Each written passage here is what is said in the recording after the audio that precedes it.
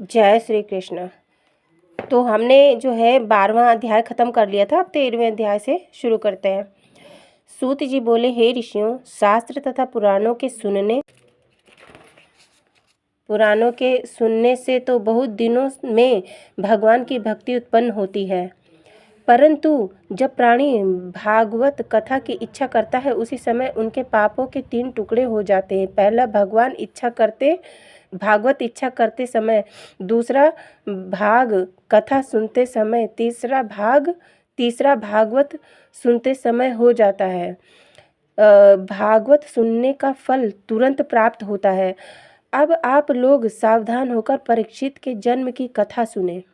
तो आपने राजा परीक्षित के बारे में सुना होगा कि क्या क्या हुआ था। तो अब राजा परीक्षित की जो है सारी कहानी आएगी इसमें, तो ध्यान से सुनिएगा, ठीक है।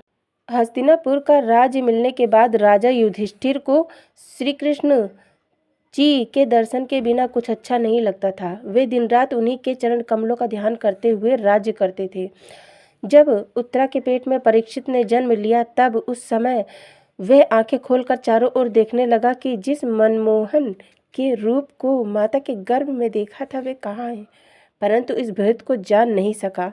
राजा युधिष्ठिर ने अत्यंत प्रसन्न होकर नांदी मुख श्राद्ध किया तथा मंगलाचार करके ब्राह्मणों को दान दिया। जब उन्होंने ज्योतिषियों से बालक के जन्म लग्न का हाल पूछा तो उस समय पंडितों ने विचार करके यह बात कही कि हे राजन, यह बालक जन्म लेते ही अपनी आंखें खोलकर सबकी परीक्षा ले रहा था, अतः इसका नाम परीक्षित होगा।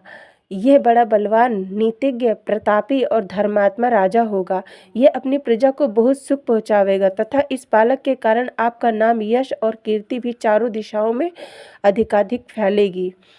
यह बृहस्पति के समान बुद्धिमान, हिमाचल के समान धैर्यवान, समुद्र के समान गंभीर, परशुराम के समान वीर, आशुतोष शंकर जी के समान दानी, ऐश्वर्य विलास में इंद्र तथा सत्य बोलने वालों में आपके समान होगा। इसकी गणना राजर्षियों में होगी और यह अपनी प्रजा का पुत्र के समान पालन करेगा। अतः अंत में एक ऋषि बालक के श्राप से तक्षक सर्प द्वारा काटे जाने पर इसकी मृत्यु होगी।